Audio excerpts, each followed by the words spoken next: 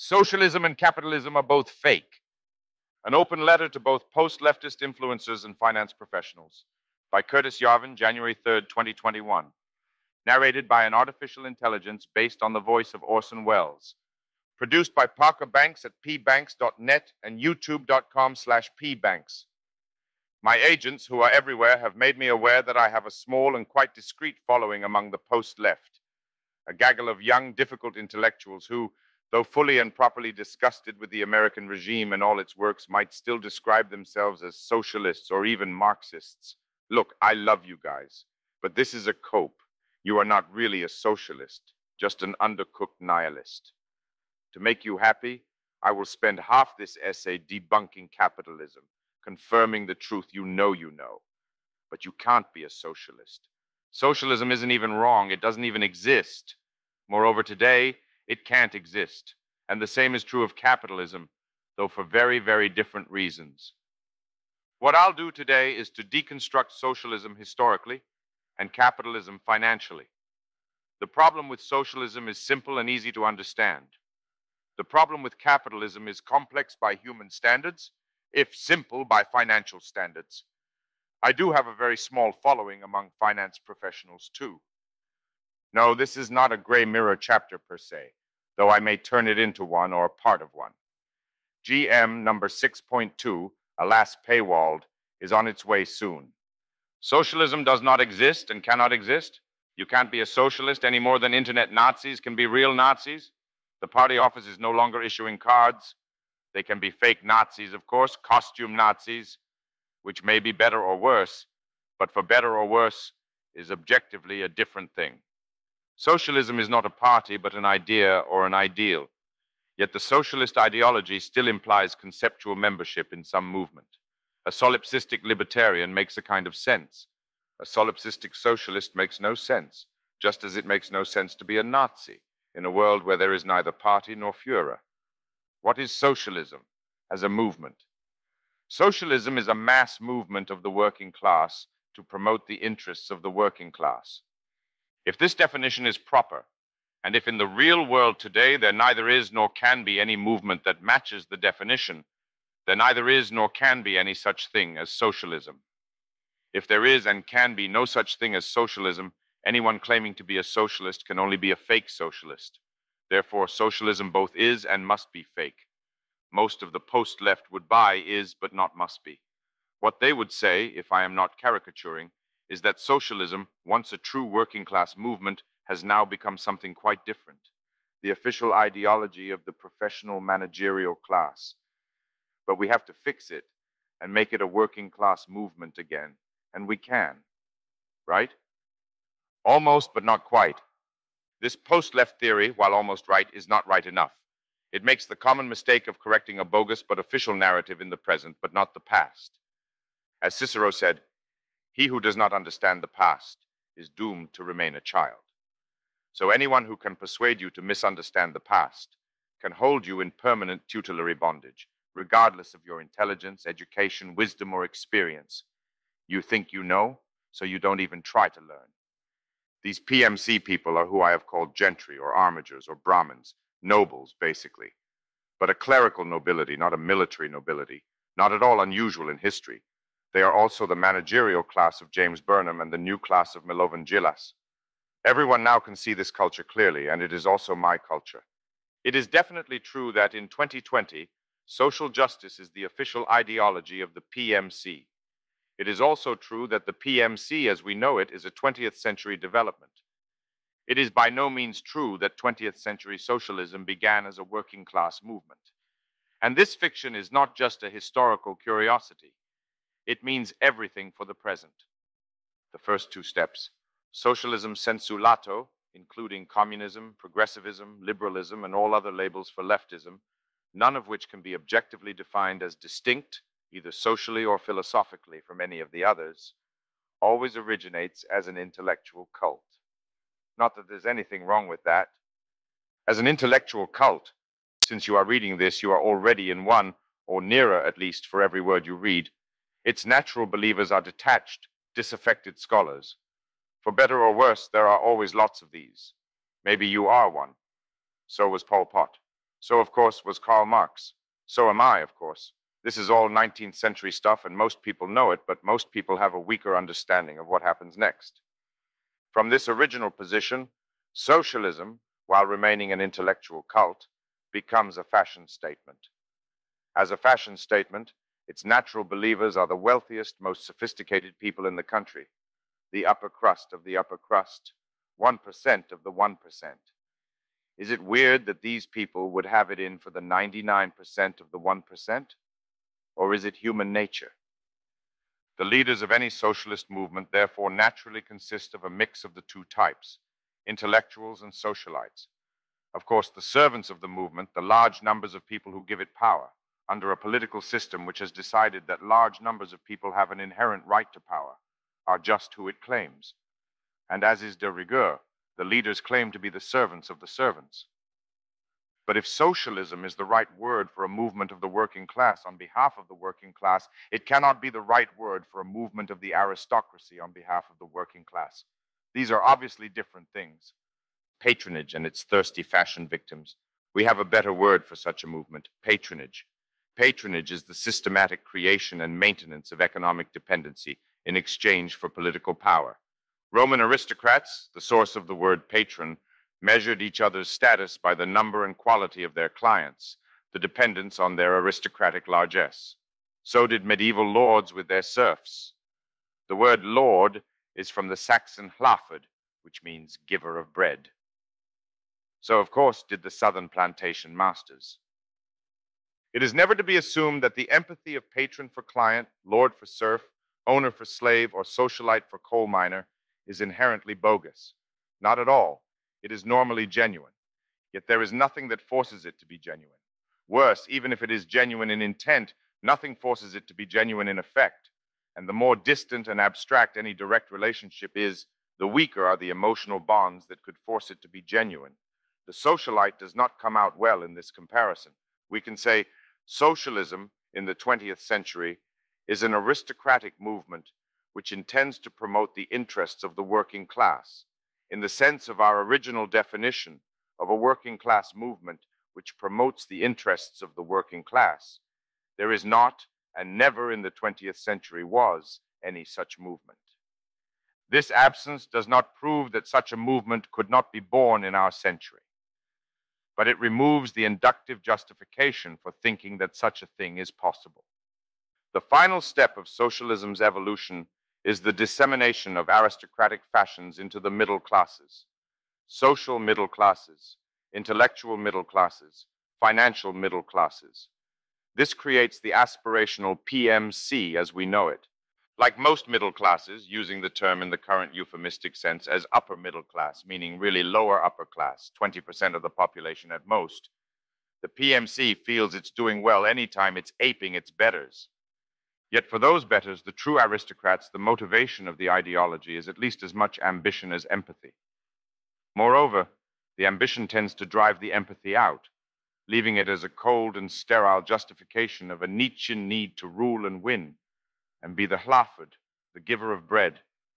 Everyone has seen the ugliness of these people. You think there must be something else, but no, this is all there is. And this ugliness, too, is aped.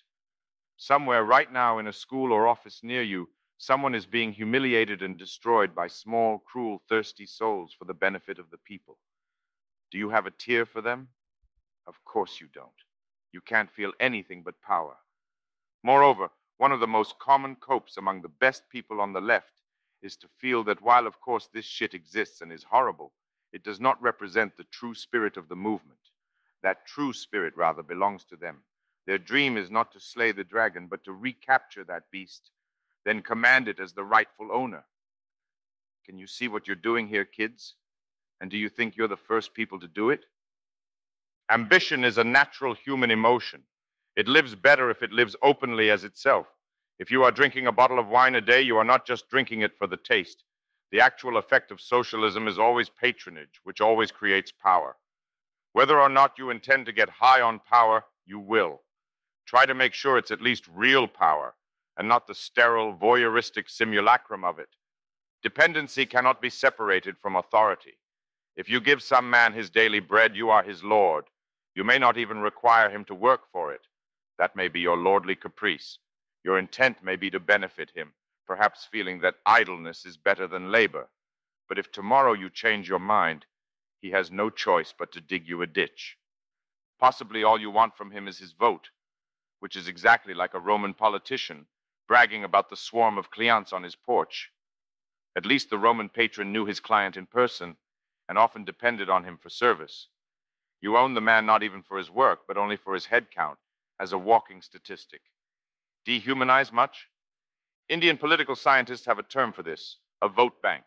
At this point, we scrape the bottom of the stale, sordid, inhuman racket of mass patronage that is the only possible endpoint of socialism, and indeed democracy itself, in the 21st century. As it really was. The alert reader will note that none of these historical assertions have been proven or justified above by historical evidence. True, no one can convince anyone of anything. If you are interested in this hypothesis, if you believe it possibly could be true but are not already certain of it, perhaps you may find it in your interest to investigate its truth or falsity. I cannot help you investigate its falsity. I know it to be true. Here are some references that can help you convince yourself that it is. A good way to show that something is fake is to find the real thing, then compare the fake thing to it. For an authentically endogenous American labor movement without intellectual or aristocratic ties, we have to go back before the 20th century. Both the Knights of Labor and its leader, Terence Powderly, have excellent Wikipedia pages. Note also the Rock Springs Massacre. While labor unions into the 20th century retain leaders with actual labor backgrounds, this once endogenous labor movement does not evolve into the socialist movement. Rather, it becomes ideologically captured by the socialist movement, whose political program and candidates it soon comes to serve with dog-like, unquestioning loyalty.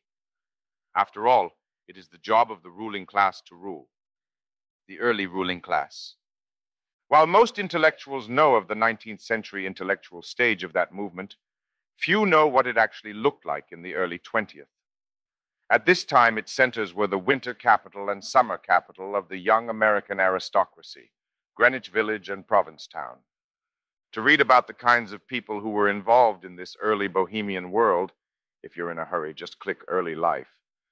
Read about John Reed or Walter Lippmann or Lincoln Steffens, or about the women like Mabel Dodge or Mary Heaton Vorse or even Gertrude Stein, or the institutions like the Intercollegiate Socialist Society. Or watch the realistic, if hagiographic 80s movie Reds with Warren Beatty as John Reed. As you click around these pages, imagine teleporting any of these people directly to Burning Man. You'll realize that, except for their clothes, they would fit in perfectly. That's because they're the same social class, although not the same economic class. Well, not always. Now try to imagine Terence Powderly at Mabel Dodge's salon. If Terence Powderly was alive today, he'd drive a jacked-up F-150 with Trump stickers. And in fact, the DSA is arguably the legitimate organizational successor of the ISS. And strangely, it has exactly the same kinds of members, mostly not as rich, though. The bohemians of that age weren't always rich either. They were rich or brilliant, but more often than not, both. Despite the enormous damage they did to the world, they had good intentions, and they also did some good. This is what socialism in the lives of those now living is. It is an aristocratic and oligarchic ideology of patronage. It has never been anything else. Vanity, status, and ambition are central to its appeal. While it sometimes does good things, nothing forces it to do good things, and everything tempts it to seem good rather than being good.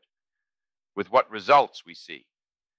And it looks nothing like a working-class movement to promote working-class interests, like the Knights of Labor who promoted working-class interests by massacring the Chinese competition. Not that you would want to identify with that. In any case, it was 150 years ago, in an America more alien to us than any country today. So much for socialism. It is certainly possible to imagine a tradition of government for the good of the working class, and all other classes as well. But such a tradition would have to be a new one. It would have to focus on results, not goals, and it could not sully itself, morally or intellectually, by any connection to 20th century socialism or anything else fake. Like capitalism. Capitalism does not exist and cannot exist The definition of capitalism is a free market in capital. Uncomfortably long pause here, maybe till someone in the audience snickers. No, really. Capitalism is not just having companies that make stuff. East Germany had companies that made stuff. Capitalism is having a free market in capital. Raise your hand if you think we have a free market in capital. If you didn't raise your hand, go find a pen and paper and write down 2 dates. The first date is the last year we had a free market in capital.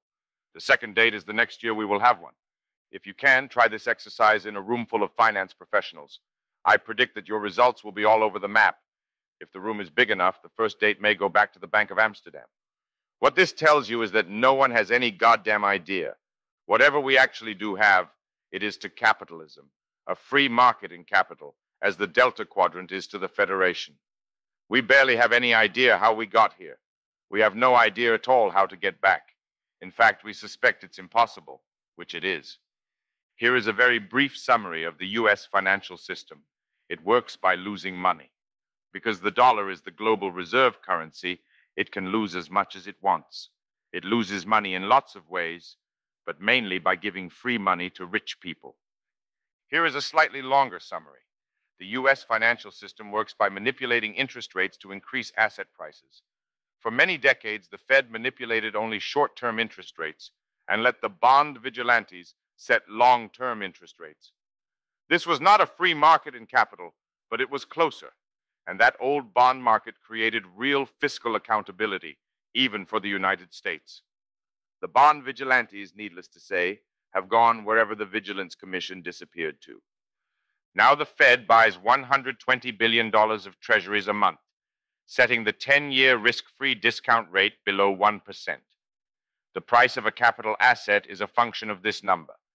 If the rate is 0, the present value of a constant and permanent revenue stream is infinite.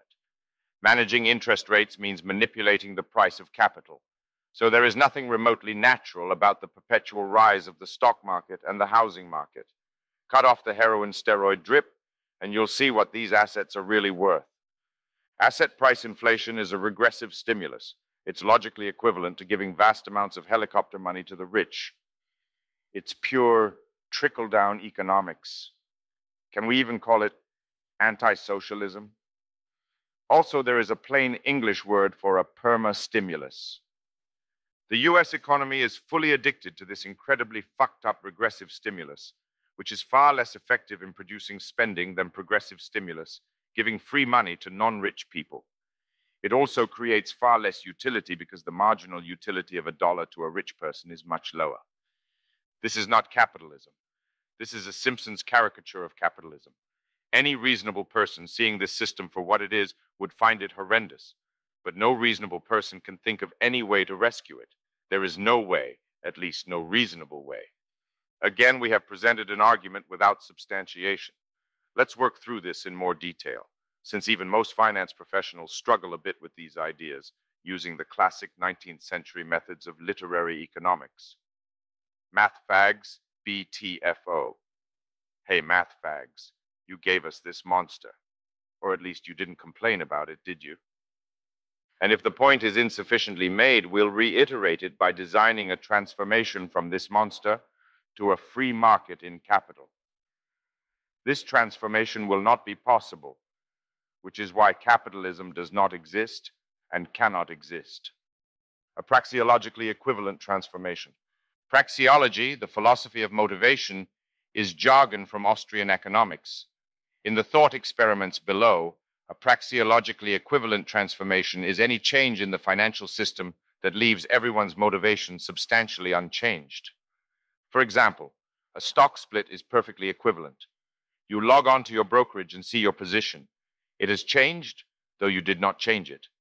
You have twice as many shares at half the price. If a company you have stock in is bought by another company or bought out for cash at the current market price, though it's usually higher, something has changed a little. But neither of these events changes your personal net worth. Therefore, neither of these events changes your motivation to buy a Porsche. The same would be true if you logged on and saw that all your positions had been closed out for cash. Perhaps you are no longer betting on assets you want exposure to. That's annoying. But again, your net worth hasn't changed. Your spending profile does not actually change. So nothing really has happened. Therefore, we can construct a praxeologically equivalent transformation across the whole US economy in which everyone's personal net worth is cashed the fuck out. The Fed buys all financial and financialized, e.g. housing assets. Even your home equity turns into cash, and your mortgage payment is now your rent. Your bank account is now your Fed account, and if you owed any debt, you owe it to the Fed. This is stranger than the above examples, but still fairly sound in its equivalence. The gambling dollar. Since this simplifying lens is equivalent, we can look through it at any time, and we can look at it across time. We can even imagine a version of the Fed account that lets citizens invest with the Fed. Instead of their balance being fixed, static dollars, citizens can put their money in gambling dollars, which expand and contract according to performance metrics of various East German-style state enterprises, rather like a 90s-style tracking stock. Of course, since the Fed now owns all the stock, it owns all the companies. But it could even go farther and let you gamble on football, movies, politicians, or horses. And of course, since it is in America's interest to force everyone who wants to save to gamble, gambling is positive sum. This is how the regressive stimulus launders its nasty cash. Welcome to Uncle Sam's Casino Economy. At Uncle Sam's, the only way to lose is not to gamble. But while Sam would run a popular casino indeed, strangely, many citizens have no interest in adding speculative information to the market because they have no information and are not in fact speculators or even gamblers. The solution is index dollars, which gamble on everything, presumably including all the teams, movies, politicians, and horses. The investors receive generous returns for adding zero signal to the market. This is obviously retarded. This is capitalism, an obviously ridiculous financial system, but whose incentive structure is equivalent to the financial system we have now. If the two systems could somehow be swapped out overnight, everything would keep operating normally, mainly by giving free money to rich people. How important to the economy is this regressive stimulus? Well, how big is it? Thankfully, our friends at the Fed have prepared a handy chart. We can see that between Q1 2016 and Q1 2020, a normally good time for stonks, the total personal net worth of Americans increases from $106 trillion to $127 trillion. This loss of about $5 trillion a year is more than 5 times the fiscal deficit, and between Q1 2020 and Q3 2020, as the interest rate pedal is really pushed to the metal, this number leaps up to $140 trillion. This loss is more than 4 times the fiscal stimulus. So yes, the regressive stimulus is huge. Of course it has to be, because it works so badly. As a reductio ad absurdum, imagine that we gave all $13 trillion to Jeff Bezos. This would generate very little consumer spending at all. And of course, consumer spending is business revenue, which both employs Americans and drives price-to-earnings ratios.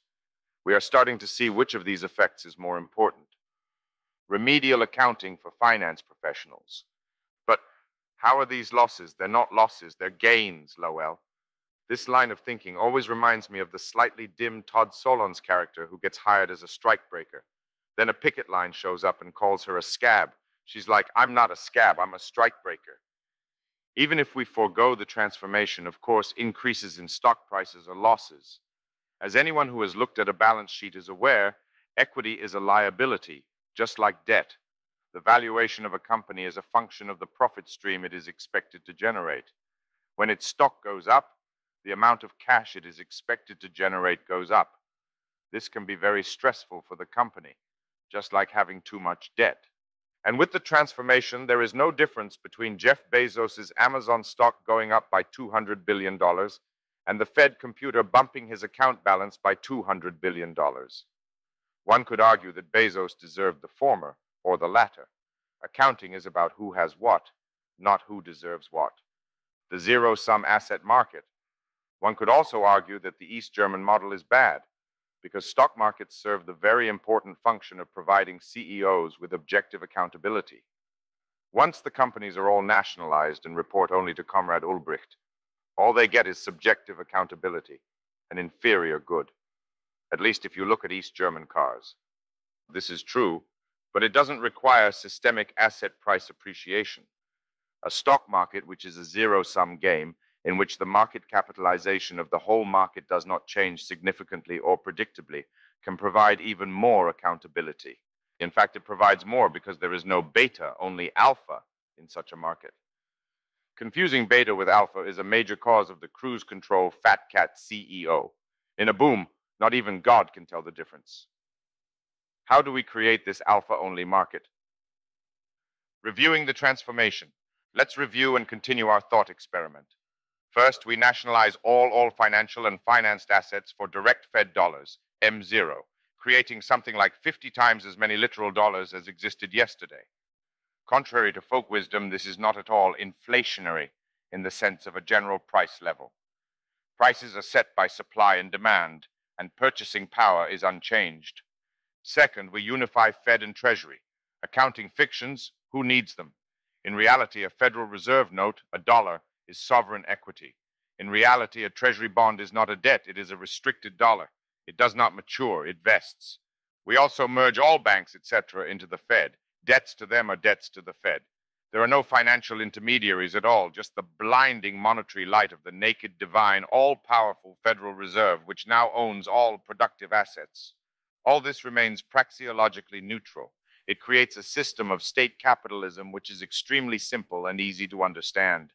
There is no shock to the economy at all. It will continue to operate normally, completing the transformation. But over time, this command economy will deteriorate for lack of proper incentives. It is, after all, Soviet America. The goal here is to make America less Soviet, not more. Therefore, let's figure out how to unwind it, leaving our desired alpha-only market. These steps will not be praxeologically neutral. First, we fix the number of dollars. Put them on the blockchain or something like that. We often hear of a central bank digital currency these days. It never has the most important feature of a proper digital currency, a mathematically bounded supply. Since fiat currency is sovereign equity, a dollar is a non-voting share of government stock, we can define dollar positions not as a raw number of dollars, but as a fraction of the total dollar supply. With a fixed dollar supply, these accounting forms are identical. If the government, like a company, can issue new shares, fractional and literal accounting diverge, and we see what diluting the dollar really means. Issuing new shares is a wealth tax on all existing shareholders. Corporations have good reasons to issue new shares, like mergers and acquisitions. They also have bad reasons to issue new shares, like funding continuing operations. A company that does this is heading for the toilet, but corporations aren't sovereign. The problem with governments is that they can live in the toilet. Moreover, if the government cannot print new dollars, it cannot conduct or promise bailouts. This means that private actors like banks cannot safely create money. They would just be creating little bubbles, which would pop in runs. Since this would be dangerous, it is proper regulation to make it illegal by requiring intermediaries to match the duration and currency of their assets and liabilities. Second, we auction the nationalized assets and burn the dollars received. Again, by definition, private and public purchasing power are unchanged after this auction. It will be seen that the asset prices produced by this auction are much lower than the former prices, and the interest rates are much higher. And we are back to capitalism, or at least a free market in capital. Yay! Asset markets under capitalism. Under capitalism, the efficient market hypothesis actually holds. There is no beta, only alpha. Barring exogenous events like a pandemic, which actually affect all assets, markets do not tend to move as a whole. No one needs to gamble to preserve capital. Speculation is only for players who have signal to add or think they do. But how can the economy grow when the money supply is fixed? Don't all companies continuously work to grow more valuable? Then why doesn't the stock market, which equals the value of all companies, have to go up? The error here is in thinking of money as a measure of value. As Austrian economists will tell you till your ears bleed, there is no such thing as a measure of value, nor is there any need for any such thing. When we talk of economic growth, we really mean an increase in the total revenues of all corporations, which is nominal GDP. Then we try to subtract out the effects of rampant monetary dilution, getting real GDP, which is the value of all the goods produced. For real GDP, we are looking for an increase in productivity, That is, an increase in the quality and/or quantity of the goods produced. If there was no need for these statistics, there would be no need for these concepts. Creating more and better stuff does not require diluting the money supply. As we saw, creating money under fractional accounting is just a wealth tax. Is there some reason that without a wealth tax, Apple cannot make better phones? What? Suppose Apple makes much better phones this year than 4 years ago. It charges exactly the same for them. Everyone engages in exactly the same economic behavior, but with nicer and better stuff. In some abstract sense, Apple has grown more valuable. In the concrete financial sense, it is the same business, bringing in the same revenues and yielding the same profits. None of this requires Apple's stock price to increase, unless it performs better than the average speculator expects. And if this does happen, it means that Apple is taking revenue away from other companies, because consumer spending too is constant. They will perform worse, and their shares will go down. The market as a whole remains flat, as it should be. Financial beta is always and everywhere a monetary phenomenon. Why this can't happen? Is this just a thought experiment, or is it actually a proposal? Of course not. For one thing, politics is the art of the possible, and this process is 2 to 5 orders of magnitude away from political possibility. But there is a more important problem. The advantage of this design is that it creates a sane and watertight financial system which cannot hide systemic losses under the carpet of seigniorage. The disadvantage is exactly the same. The disadvantage is that once this financial system can no longer hide systemic losses, it can no longer hide the reality that America loses half its GDP in red ink every year. Is it any wonder that if you drive across the country, you see a country bleeding to death even before 2020? Well, that's exactly what you're looking at. Financially, anyway. So the message of this free market vision is not in any way a message of hope, or at least not easy hope, not the cheap hope our discourse so routinely traffics in. It is more the vision of Rilke. Otherwise, this stone would seem defaced beneath the translucent cascade of the shoulders, and would not glisten like a wild beast's fur, would not from all the borders of itself burst like a star. For here there is no place that does not see you. You must change your life.